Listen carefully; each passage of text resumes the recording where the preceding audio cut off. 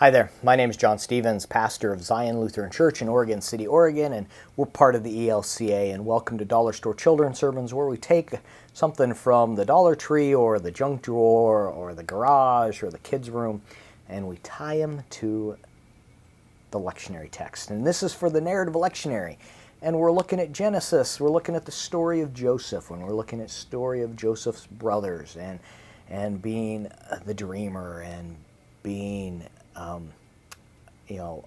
in charge, and there's so much in this story. So it's like I start reading it, and I want to always throw my hands up and go, where do you pull something from this text? I mean, there are a lot of things in this text one could do a children's sermon on. So there's two directions I'm going. The one is, and the last time I did a children's sermon on this text for the narrative lectionary, I used a first aid kit, and it still holds meaning, and it's focusing on that in this text. There's a lot of weeping, there's a lot of emotion, and the fact is that we find God in those places because. So the first aid kit, the idea is that when someone's hurt, if you like when my son Peter, when he fell and he cut himself, it's like, well, the first thing we do is like get the first aid kit, get the thing so we can wash the wound, so we can clean it, and in that act, there's caring, there's love, and there's sharing. And so in this idea of in the tears and in the caring, God is present there. And so there's something to be used with that, the idea of the first aid kit and how God is found there. So that's one springboard, one direction.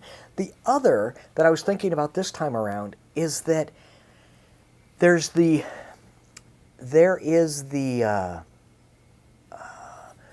art, the style of art. My brain is gone. The style of art in Japanese pottery, and it's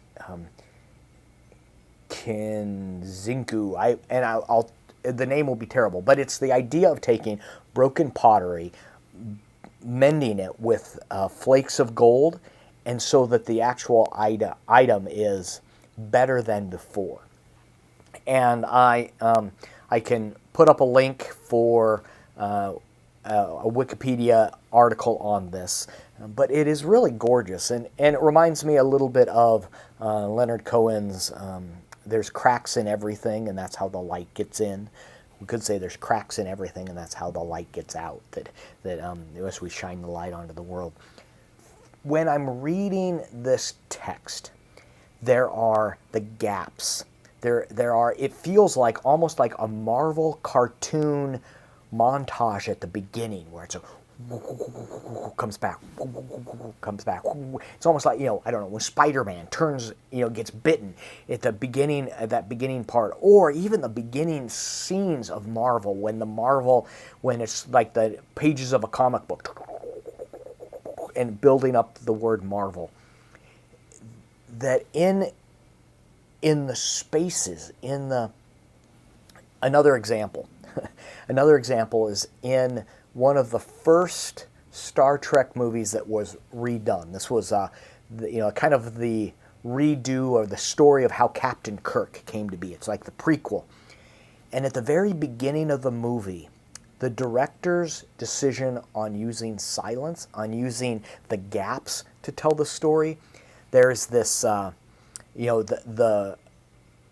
there's the inside. There's a big battle at the beginning, and on the inside of the ship, there's all kinds of stuff going on, and then it goes to the outside where there's no air, there's no sound, and it's the silence. So this is pulling back into the text, that as we read this, and there are gaps in the story, and we know there are gaps in the story, and then so the question is, where do we find God in our story? Where do we find God in the places we might not recognize? And this all comes back to that last phrase in the text where it says, where Joseph says, do not be afraid. Am I in the place of God? Even though you intended to do harm to me, God intended it for good.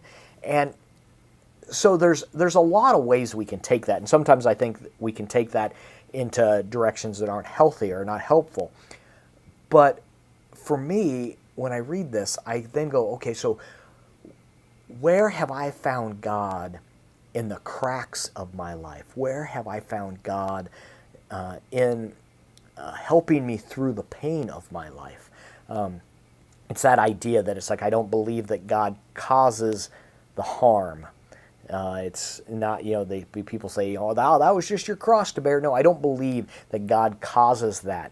But I believe that on the other side, that God can use the pain that I've gone through to help the neighbor.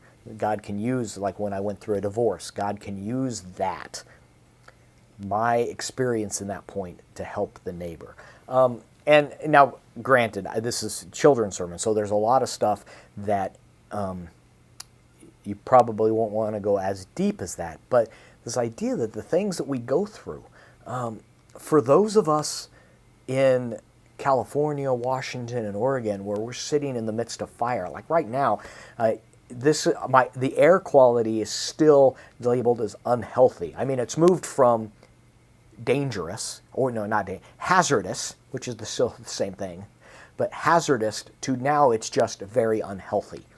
Wow. Or you've got kids that now when they go outside, they're wearing a mask. There is an experience of empathy that kids can have, and we all know that we have experiences of empathy, but these are things that we can pull into, and so these are all springboards. I'm looking. So the two, to bring this back, I'm really kind of I'm not rambling, but I'm still processing these things, and so I'm hoping this can be a springboard for your own thinking on this. One is the first aid kit that there's just the tied to the weeping, but I'm more and more looking at how where do we find God in the gaps.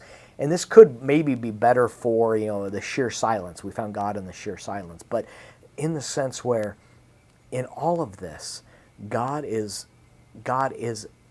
working, is present. So I'm going to leave it at that. That's the springboard for today, for this coming Sunday. And as always, I appreciate you stopping by. Keep us in prayer. Pray for favorable weather. Their forecast for this coming weekend is supposed to be rain. I'm hoping that when this comes, when you need this in the middle of the week, and it's a couple of days before September 27th, that it is, we are rejoicing out of the fact that rain has come and has cleaned the air. So, all right, blessings be on you. Thank you for your partnership and for the things that you are doing. Your congregation, I know, appreciates it. The kids appreciate it, and I am so glad that we are in partnership in ministry this way. So blessings and peace. We'll see you later.